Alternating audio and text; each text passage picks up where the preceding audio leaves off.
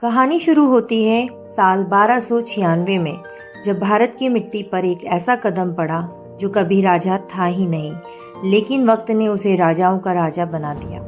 क्या आप जानते हैं, मलिक काफूर एक ऐसा नाम जो कभी गुजरात के एक बाजार में गुलाम के तौर पर सिर्फ 1000 दिनार में खरीदा गया था। जी हाँ, एक गुलाम।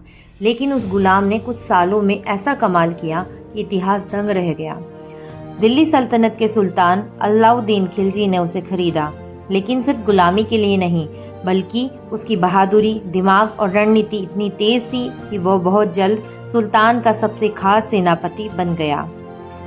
साल 1306 मलिक काफूर ने दिल्ली सल्तनत की तरफ से देवगिरी, वारंगल और दक्षिण भारत के कई हिस्सों पर जीत हासिल की।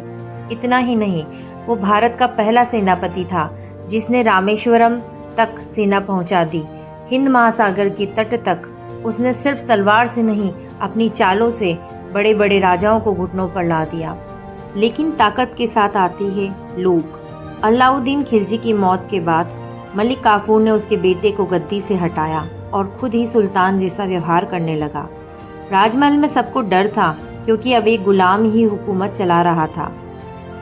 पर जब सत्ता सिर पर चढ़ जाए तो पतन भी निश्चित होता है। कुछ महीनों के भीतर ही दरबारियों ने मिलकर उसे खत्म कर दिया और उसकी कहानी खत्म हो गई। लेकिन इतिहास में उसका नाम हमेशा के लिए दर्ज हो गया। कभी किसी को छोटा मत समझो। किस्मत का एक पन्ना किसी गुलाम को भी इतिहास का सबसे ताकतवर आदमी बना सकता है।